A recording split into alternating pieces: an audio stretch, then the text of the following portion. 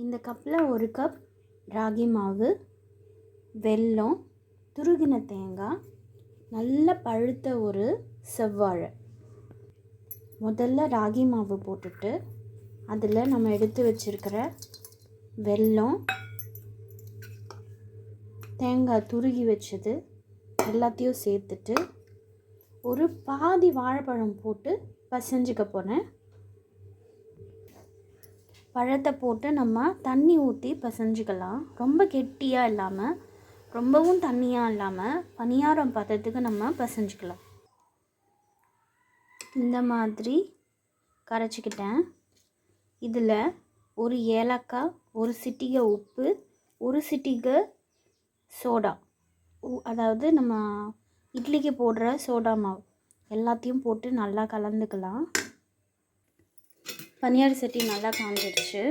இப்போது நான் கடலை எண்ணெய் எடுத்திருக்கேன்.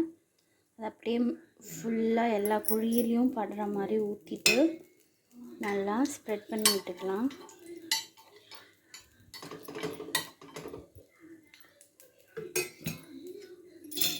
இப்போது அரை குழிக்கரண்டி அளவுக்கு நம்ம என்ன பண்ணிக்கலாம்னா இந்த பனியார மாவை ஊற்றிக்கலாம். எல்லா குழியிலையும் ஊற்றிட்டு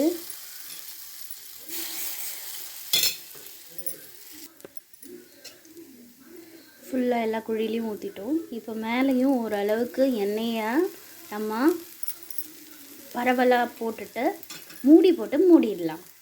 மூடி போட்டு மூடிட்டு மிதமான சூடில் ஒரு 5 நிமிஷம் நம்ம வேக விடணும். இப்போது நம்ம திருப்பி விட்டுக்கலாம்.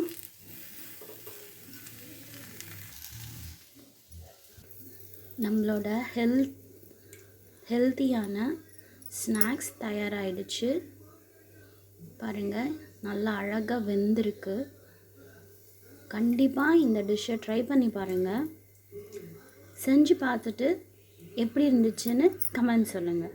தேங்க்யூ.